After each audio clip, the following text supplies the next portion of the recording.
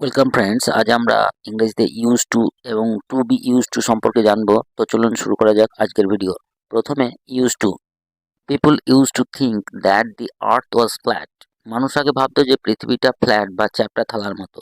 এই সেন্টেন্সে ইউজড ওয়ার্ডটি পাস্ট টেন্স অফ ভার্ব আছে, তাই ইউজড এর আগে অক্সিলারি বসবে না। যেমন কেউ যদি বলে people were use to think that the earth was flat, এটি ভুল, কারণ এখানে ওয়্যার অক্সিলারি বসবে না, শুধু ইউজড বসবে। তবে এরপরে অবশ্যই ইনফিনিটিভ বসবে, অর্থাৎ used plus to plus main verb বসবে। এখন এই ইউজ টু প্রধানত দুটি ক্ষেত্রে ব্যবহার করা হয়। নাম্বার ওয়ান, আগে কোনো বিষয় বা ঘটনা প্রায়ই ঘটতো বা বারবার ঘটতো, মানে ঘটনাটি শুধু একবার ঘটেনি, অনেকবার ঘটেছে বোঝাতে এই ইউজ টু ব্যবহার করা হয়। যেমন when I was A boy we use to go to school on Saturday morning. যখন আমি ছোট ছিলাম তখন আমরা শনিবার সকালে স্কুলে যেতাম।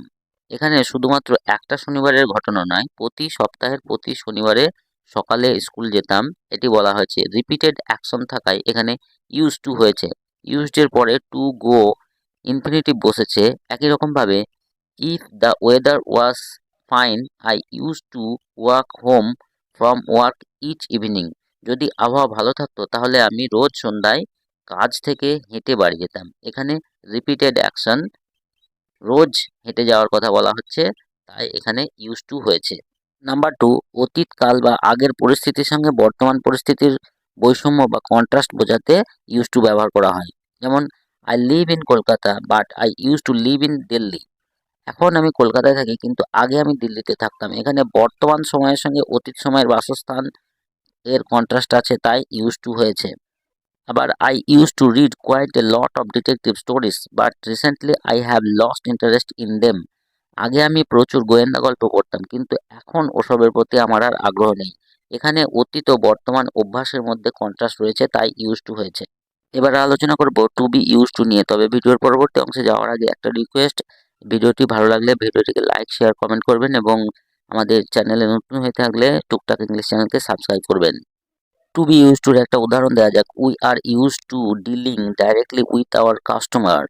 আমরা আমাদের কাস্টমারের সাথে সরাসরি ডিল করতে অভ্যস্ত। এখানে ইউজ টু একটি অ্যাডজেক্টিভ, নট এ ভার্ব, এবং এর মানে হলো অ্যাকাস্টম বা অভ্যস্ত।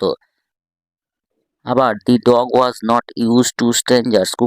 কুকুরটা স্ট্রেঞ্জার বা আগন্তুকের কাছে ফ্যামিলিয়ার বা পরিচিত নয়। এখানে ইউজ টুর মানে হলো ফ্যামিলিয়ার। কোনো কাজ করা বা কোনো কিছু বিষয় দেখাশোনা, বিষয় বস্তু ব্যাপারে আগে অসুবিধা হতো বা স্ট্রেঞ্জ ডিফিকাল্ট মনে হতো, কিন্তু বর্তমানে এখন আর ওসব স্ট্রেঞ্জ ডিফিকাল্ট বলে মনে হয় না। এই সমস্ত ক্ষেত্রে টু বি ইউজ টু বসানো হয়। To be use to plus something থাকলে অভ্যস্ত মানে হয়, এবং to be use to plus someone থাকলে ফ্যামিলিয়ার অর্থে বোঝায়। এখানে ইউজড যেহেতু অ্যাডজেক্টিভ, তাই তার আগে টেন্সের ভার্ব বসে।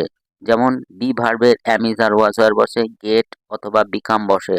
অর্থাৎ be use to, get use to, become use to বসে, এবং এই টু এর পরে কখনোই ইনফিনিটিভ বা টু প্লাস মেন ভার্ব বসবে না।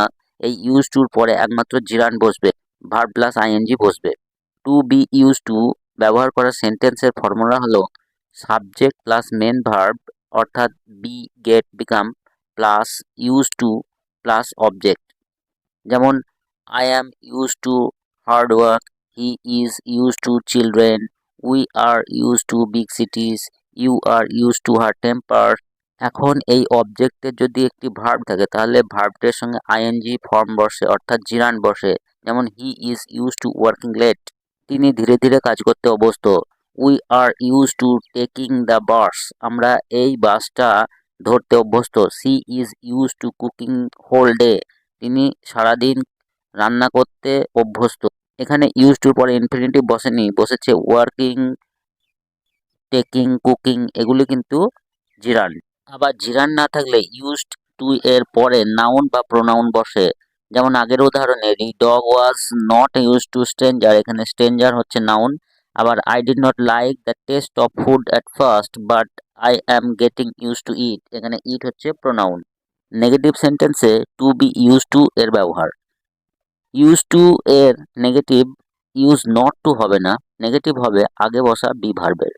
যেমন we are not used to this kind of noises, আমরা এই রকম হট্টগোল শুনতে অভ্যস্ত নই। He is not used two living in new York. Say new ইয়র্কে বসবাস করতে অভ্যস্ত নয়। সেন্টেন্সগুলিতে নেগেটিভ ওয়ার্ড নট, ইজ অথবা আর অর্থাৎ বি ভার্বের পরে বসেছে, ইউজ নট টু হয়নি।